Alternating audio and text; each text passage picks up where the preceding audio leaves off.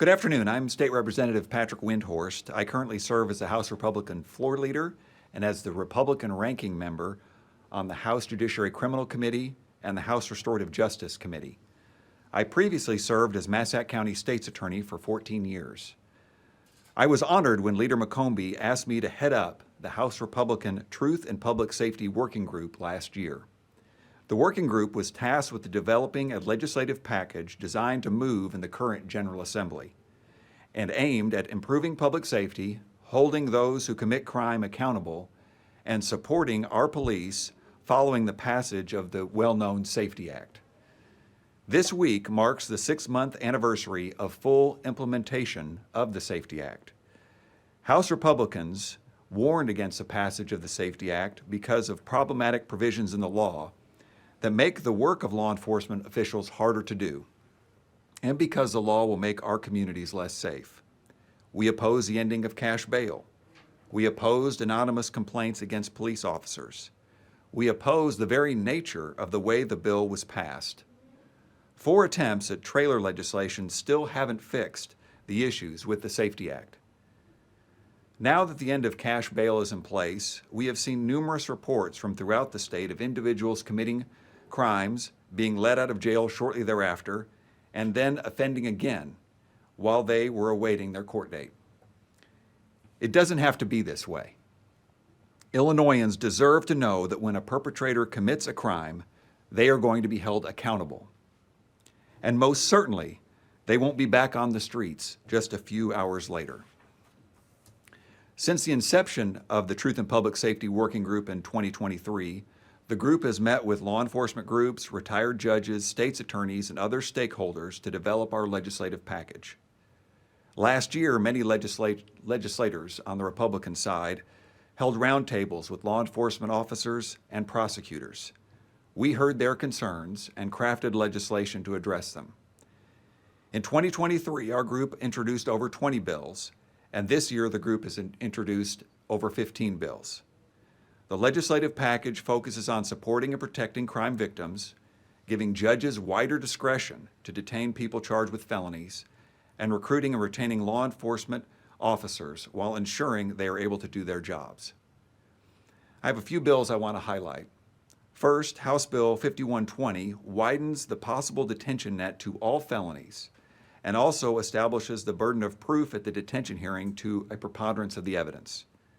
House Bill 5121 calls for the revocation of pretrial release when a defendant is charged with an offense while on pretrial release. House Bill 5126 restores the process for a court to issue a warrant for the defendant's failure to appear in court. The package of bills we have introduced would move Illinois forward toward a brighter and safer future. We can get this done. We need willing partners from the other side of the aisle to join us so we can make Illinois a safer place for everyone that wants to live here, work here, and raise a family here. With that, I will now turn it over to State Representative John Cabello.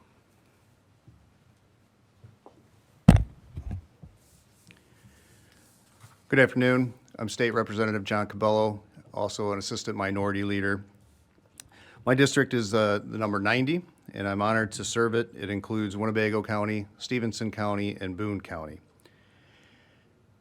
Also, I'm a 30-year law enforcement officer, and currently with the Rockford Police Department as a detective.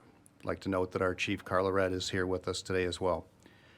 So not only is my time serving as a police department what motivates me to be an active participant in protecting public safety, but the concerning trend we see here in Illinois where criminals are treated better than law-abiding citizens. The crimes we see plaguing our state are truly tough to digest. Even as a police officer for 30 years, I'm disgusted that we haven't found a way to keep our people safe. When we wake up, we watch the news. We read the headlines. We see violent criminals who are often repeat offenders commit heinous, brutal crime to innocent victims. The headlines don't lie. Armed robberies, violent robberies turn to sadistic beatings. Murders of innocent women and children.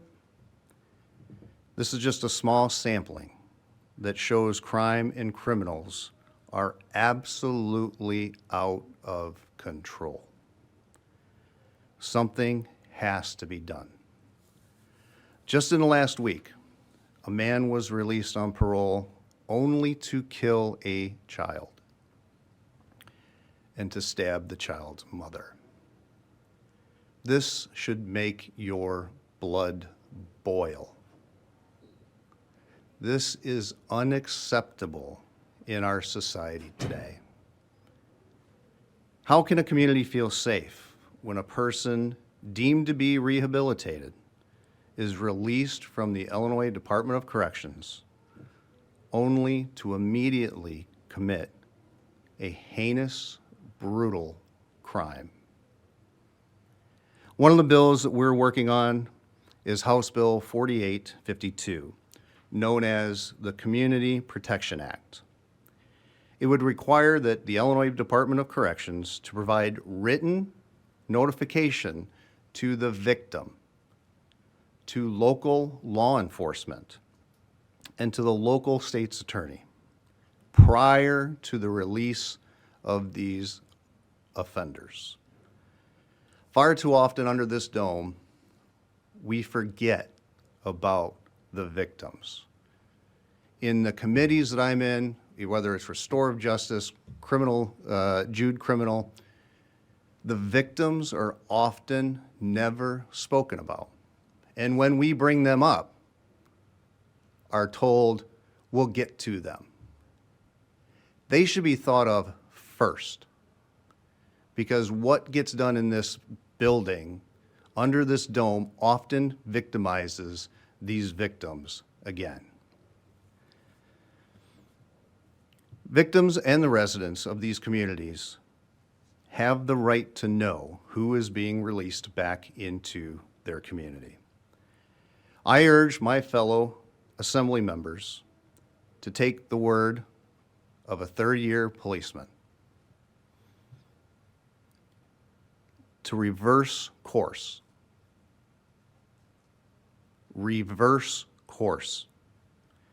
on all of our pro-criminal trajectory. I can confidently say the bills presented by this group will put us on a course that actually keeps innocent, tax-paying citizens safe. It's imperative that we start protecting the people that can't protect themselves.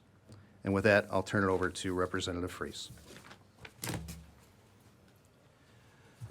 Thank you.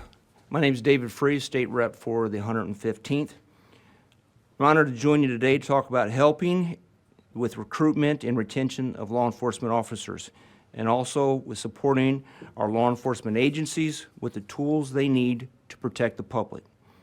Great law enforcement begins with hiring and retaining great law enforcement officers. Let me repeat that. Great law enforcement begins with hiring great law enforcement officers. Let's be clear. The Safety Act has hurt law enforcement recruitment and retention in the state of Illinois. Numerous small towns, especially in central and southern Illinois, who once enjoyed local police officers patrol, now have closed their departments and have to rely on neighboring jurisdictions to provide law enforcement.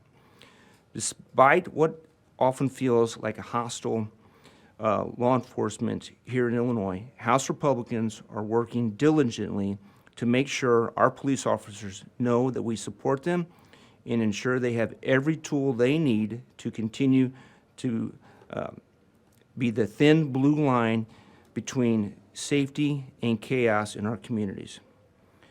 After the Safety Act passed, many departments have found a need to further incentivize officer recruitment and retention to find and keep great officers. These departments recognize this staffing emergency has real-life consequences on public protection and response times, and are seeking more tools to recruit the very best law enforcement professionals to Illinois. To help recruit and retain the best officers, we have introduced House Bill 5122 to create a $500 income tax credit for a taxpayer who serves as a full-time police officer, firefighter, or rescue worker. This is another way we can bring and keep good first responders here in Illinois. We also seek to improve the hiring and training process. House Bill 5123 requires the Law Enforcement Training and Standards Board to establish an annual basic recruit training program schedule which provides for monthly enrollment of recruits into training schools offering law enforcement or corrections training. These are steps we can take towards ensuring that we have the best trained police officers and that we can keep them on the job. Other states not just incentivize good officers to locate to their state, but those states also tend to support their work through improved public policy aimed at making it easier for them to stop crimes. Here in Illinois, we see a package of bills backing our law enforcement only rolled out by Republican legislators. Meantime, our colleagues across the aisle continue their assault on the tools needed for law enforcement to do their jobs well. Democrat legislators are entirely too eager to strip officers of their roles in protecting the public rather than seek to supplant good police work with good social work, when both are necessary to fix our societal ills. To that end, our caucus has done the work to actually listen to what law enforcement professionals are telling us they need. On behalf of our sheriffs throughout Illinois, our Truth in Public Safety Working Group further supports the following bills created by law enforcement to protect the public from crime. House Bill 5129 would update the clear and present danger notification system to be sent to local law enforcement instead of just state police, because it is frequently local law enforcement officers who respond to these calls, and they need that information at once. House Bill 5131 sets up a timeline for DHS to remove someone from the county jail within 20 days if they have been found unfit to stand trial, and requires reimbursement to the county if the person is held past the 20 days. This change would help our sheriffs by requiring DHS to reimburse the department for the housing and care of that individual. No longer should the state get away with warehousing the mentally ill in our county jails indefinitely. Jails are not the appropriate place for those individuals who need care and treatment that DHS is required to provide. Through HB 5133, we support allowing the creation of a county co-responder model which works with social workers to assist victims in need of mental or behavioral health services. The goal here is to supplement the tools for officers on the scene, not to supplant the important public safety work of our local enforcement professionals. Through these bills, we not only recruit and retain great law enforcement officers, but we support them and their departments as they do their jobs.